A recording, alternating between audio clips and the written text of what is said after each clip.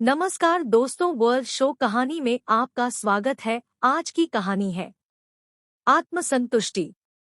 Paralysis के चलते अस्पताल में भर्ती मां को देख बेचैन करण बहुत ही दुखी था। उनको पैरालाइसिस अटैक पड़ा था। आधे शरीर ने काम करना बंद कर दिया था। डॉक्टर ने बताया छुट्टी के बाद इनको अकेले मत छोड़िएगा, इनको किसी ना किसी की जरूरत रहेगी। मां की ऐसी हालत देख अपनी पत्नी सुरभि को करण जॉब न करने को कहता है। सुरभि ने अभी 2 महीने पहले ही जॉब करना शुरू किया था। सुरभि चिंता करते हुए कहती है, हम अपने साथ ही मां को रख लेंगे और किसी मेड को लगाकर उनकी सेवा करा देंगे। करण, मुझे बहुत मुश्किल से एमबीए करने के बाद जॉब मिली है। शादी के बाद मैंने इतनी पढ़ाई की और अब मैंने जॉब शुरू की।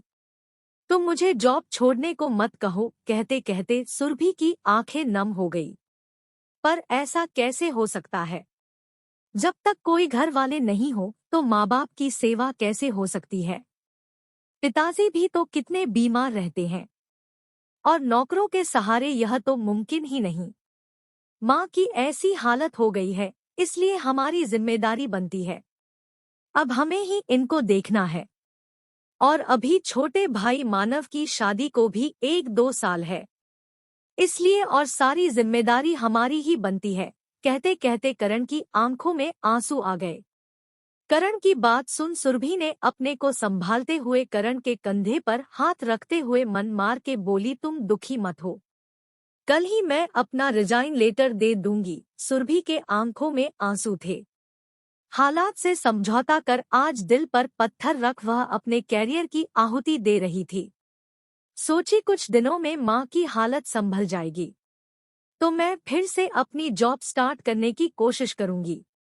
सुरभि अपने सास-ससुर की दिन भर सेवा में लगी रहती, उनके कामों में व्यस्त रहती। अब सासू मां धीमे धीमे काफी बेहतर हो गई थी। शरीर काम करने लगा था। कुछ दिनों बाद सुरभि ने बेटे को जन्म दिया। धीरे धीरे सुरभि बहुत व्यस्त होती गई। इन सब की सेवा व कामधाम में सुरभि का समय कहाँ चला जाता था, पता ही नहीं चलता। कुछ सालों के अंतराल पर करण के प्रमोशन पर प्रमोशन होते गए। सुरभि बहुत खुश तो होती, पर मन में सोचती कि काश मैं भी यदि अभी जॉब कर रही होती तो कोई अच्छे पद पर कार्यरत रहती। पर यह जिम्मेदारियां सोचकर मन मसोस के रह जाती। अब सासू माँ गायत्री जी सुरभि की सेवा से और समय के साथ दवाइयों से बिल्कुल ठीक हो गई थी। दूसरी तरफ मानव ने भी अपनी पसंद की लड़की से शादी कर ली और रिया को घर ले आया। मेरठ में ही पूरा परिवार साथ रहने लगा था। मानव और रिया सुबह सुबह ऑफिस चले जाते हैं, रात में ही घर आते। सुरभि की सासू माँ गायत्री जी शादी के बाद सुरभि को बोलती कि मानव के साथ साथ अब तुम रिया के लिए भी नाश्ता बना देना, उसका लंच पैक कर देना। गायत्री जी इन बातों को सुन कभी कभी सुरभि का अंतर्मन मसोसता था, पर कुछ बोलती ना थी, चुपचाप सब काम कर देती थी। कभी कभी गायत्री जी सुरभि से सीधे ढंग से बात भी नहीं करें, कभी कभी छोटी छोटी बातों पर उसको उल्टा सीधा सुनाएं। सुरभि को यह एहसास होने लगा था कि गायत्री जी रिया को ज्यादा चाहती है। कुछ महीनों बाद रिया की ऑफिस में कामों की तारीफ करते सासू माँ सुरभि को कुछ ना कुछ सुना दे। गायत्री जी अक्सर ही सुरभि को कुछ ना कुछ सुनाने लगी। एक दिन सासू माँ की बातों पर सुरभि को बहुत गुस्सा आया। आज उसने आव देखा न ताव इतने दिन की भड़ास निकाल दी। उसने जोर जोर से गुस्से में बोला, काश मैंने अपनी जिम्मेदारियों से मुंह मोड़ लिया होता तो आज मैं ना जाने किस पद पर होती। मुझे भी शायद करण के बराबर ही सैलरी मिल रही होती। मैं भी शायद आज सम्मान के साथ जीती। मुझे भी घर में रिया की तरह इज्जत और प्यार मिलता। घर की और बड़ों की जिम्मेदारी अपने ऊपर होने पर मैंने अपना कैरियर तो बर्बाद कर दिया।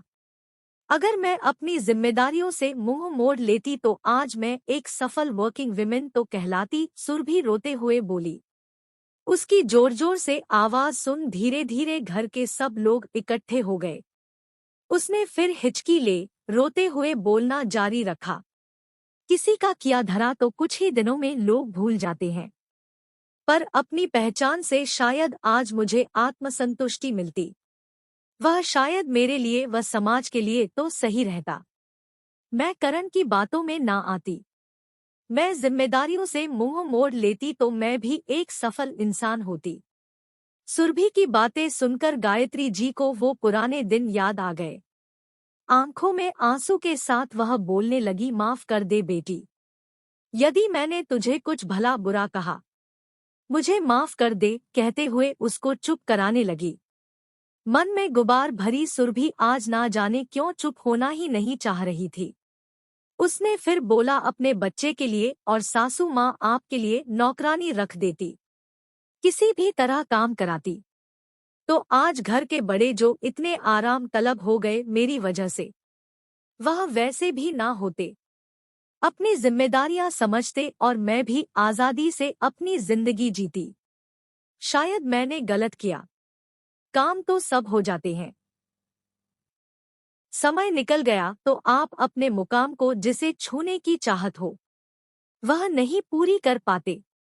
शायद गलती मेरी ही थी, जो मैंने अपनी जिम्मेदारियां ईमानदारी से निभाई। कहके सुरभि पुनः रोने लगी। तभी पास खड़ी रिया धीरे से बोली, दीदी मेरे ऑफिस में वैकेंसी निकली है, मैं आपके लिए बात कर लेती हूँ, आप भी मेरे साथ। आंखों में आंसू लिए करण भी बोला, मैं कल ही तुम्हारे लिए अपने ऑफिस में बात करता हूँ, हम दोनों साथ चलेंगे।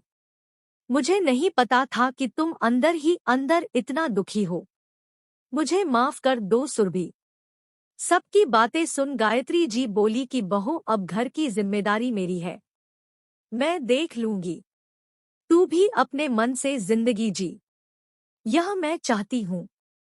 तूने मेरे लिए बहुत किया, अब मैं चाहती हूँ तू अपने लिए कुछ कर। कह सुरभि को गले से लगा लिया। बातें सुनकर सहसा ही सुरभि के चेहरे पर एक मीठी सी मुस्कान आई। उसे लगा उसने कहकर अपना जी तो हल्का कर लिया, पर सब उसके दर्द को समझ रहे हैं। अब वह भी अपनी जिंदगी की नई शुरुआत करेगी। उसने बोला, नहीं मम्मी जी, मैं सुबह उठकर काम करके तब ऑफिस जाया करूंगी। तभी रिया बोली, नहीं दीदी, हम दोनों मिलकर काम कर लिया करेंगे और तब ऑफिस जाएंगे। रिया की समझदारी भरी बातें सुनकर सब हंस दिए। उनके परिवार में आई कड़वाहट सासू मां, करण और रिया के सहयोग से मिनटों में ही खत्म हो गई। धन्यवाद दोस्तों, मैं आशा करती हूँ कि यह वीडियो आपको जरूर पसंद आया है। प्लीज दोस्तों वीडियो को लाइक करें, ज्यादा से ज्यादा शेयर करें और चैनल को जरूर सब्सक्राइब करें और बेल आइकन को दबाना ना भूलें दोस्तों, जिससे कि आपको नए वीडियो की नोटिफिकेशन मिला करे।